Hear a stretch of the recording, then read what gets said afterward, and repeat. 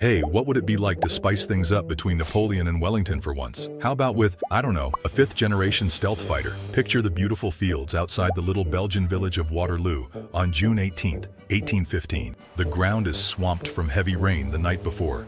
Horses are sliding through the muck, boots are caked in mud, and Napoleon, not exactly known to be patient, has to delay his opening bombardment because cannonballs don't bounce well in mush. His artillery crews are frustrated, his cavalry horses are restless, and everyone's wondering when this miserable weather will finally cooperate. Across the ridge, as the drums roll and the first volleys are about to begin, history takes a turn. An F-22 Raptor cuts through the clouds like a blade of lightning. Everybody looks up. The generals squint through their telescopes trying to identify this impossible sight. The drummer boys probably stop mid-roll, sticks frozen in the air. The horses? They experience a thunder scare like nothing they've ever felt before. Even the most battle-hardened cavalry mounts are pawing the ground nervously, sensing something their riders can't comprehend. That's the whole setup right there. But before we watch this gate-crashing time traveler rip through Napoleon's army, let's remind ourselves what exactly the Raptor is.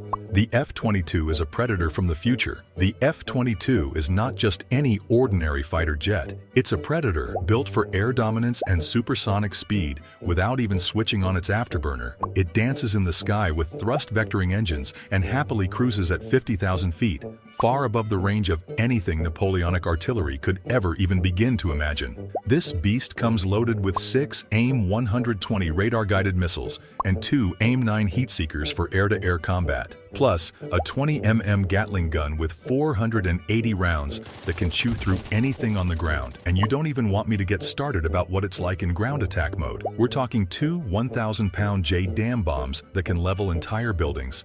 Later upgrades added small-diameter bombs, which are basically precision-guided sledgehammers that can take out individual targets with surgical precision. Against muskets, sabers, and horse-drawn cannon, this isn't a fair fight. But fair wasn't exactly the reason behind the invention of the Raptor. The sonic boom breaks history itself. Let's imagine our pilot deciding to make an entrance. He pushes through the sound barrier over the battlefield. What happens next is a sonic boom, a thunderclap at 110 decibels. To us, it's that sound when jets break the sky. To a soldier in 1815, it's a cosmic event with no explanation. Imagine standing in formation, waiting for musket fire, and then suddenly the air just explodes without a flash or cannon smoke anywhere in sight. No enemy charge, no artillery bombardment, just pure atmospheric violence from an invisible source. Formations could break without a single casualty. Panic spreads faster than musket smoke, with soldiers looking around wildly for an enemy that simply doesn't exist in their world. Officers are shouting orders, but what do you command against something that defies every rule of warfare they've ever known? And that's before the jet actually fires. The technology gap is absolutely enormous. Napoleonic small arms, the Brown Bess musket, were effective at maybe 100 yards at best, 200 if you were extremely lucky. Cannons could throw round shots a kilometer, but hitting something that far away was more chance than skill. Now place the F-22 at 10,000 feet altitude, moving faster than a falcon. It is untouchable. No soldier on the ground has a weapon that can even reach it, let alone track it. The only thing they can do is point upward and wonder which god Napoleon has angered. When the Raptor strikes, devastation follows. When the Raptor does fire, the results are devastating. Its 20mm cannon fires 6,000 rounds per minute. That's about 100 rounds per second. The pilot has about 5 seconds of total trigger time, but 5 seconds is all you need when firing into dense cavalry formations. One strafe could cut through a French column like a scythe through wheat. Then there are the bombs. A 1,000-pound J-dam dropped onto the French Grand Battery or a massed reserve doesn't just kill men and horses. It destroys morale. Officers gone, guns overturned, soldiers scattering for cover they'll never find. The psychological effect is as devastating as the physical blast. The GPS problem creates new challenges. Here's where modern weapons meet 1815 reality. J-dams are dumb bombs made smart with GPS guidance. But in 1815, there were no satellites. The inertial navigation system would still guide them, but with much less accuracy. Instead of 5-meter precision, you're looking at 30 meters or more. Does this matter on a crowded Napoleonic battlefield? Not really. When troops are packed shoulder to shoulder in ranks, close enough still means carnage. Napoleon's battle plan crumbles completely. Napoleon's entire strategy depended on pounding Wellington's line with artillery, opening up the center, and then flooding cavalry and infantry through the gap. None of this works If every time he gathers his artillery, the Raptor drops in and erases it. Horses panic at invisible sky demons. Cavalry formations never form up. Reserves vanish before they're even committed. Wellington's famous tactic of hiding men behind ridges suddenly becomes useless. Bombs and strafing runs don't care about ridges. When the Prussians arrive later in the afternoon, they're advancing against a French army too busy cowering to organize.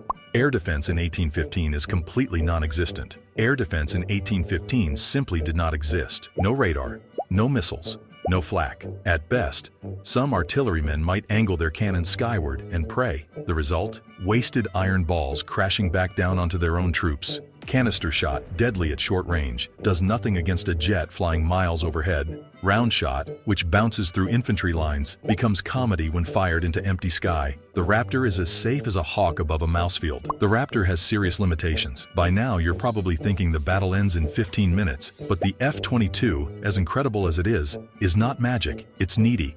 It drinks jet fuel, requires constant maintenance, and refuses to play nice without a paved runway, spare parts, ground crew, and computers. Waterloo's battlefield offers none of that. It's a mud bath. There's nowhere for the Raptor to land, refuel, or reload.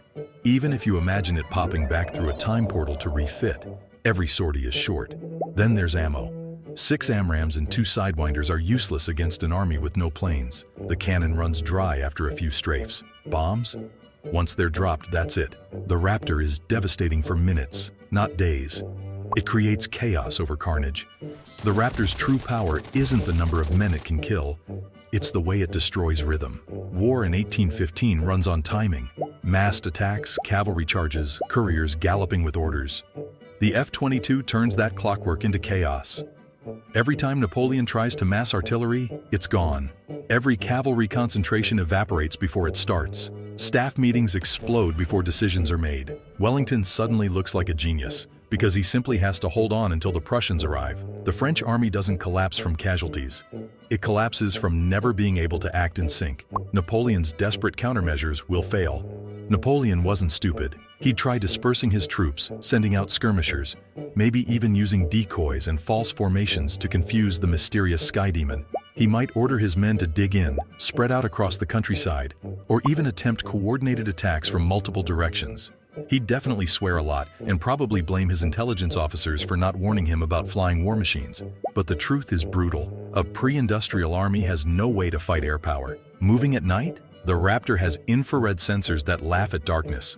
Bad weather? J-dams were designed to work through cloud and rain. Hiding in forests? The pilot can see through tree cover with modern optics.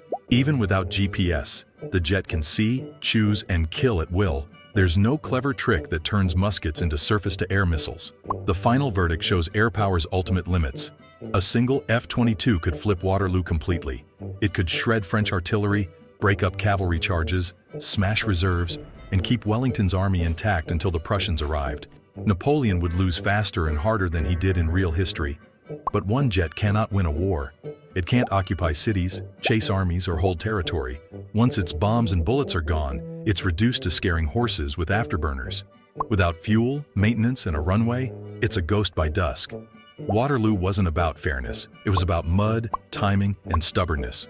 Dropping a 5th-generation fighter into that mix isn't a duel anymore. It's a demonstration of how technology completely changes the game. The Raptor wouldn't just tip the scales, it would smash them, then complain about the lack of proper maintenance facilities in Belgium. And when the ammo counter finally hit 0, the pilot would realize the ultimate truth. Air supremacy is unbeatable, until you run out of gas. And with that, we've come to the end of the video. What is your opinion on this? Feel free to let us know in the comments section down below. Thanks for watching. We'll see you in the next one.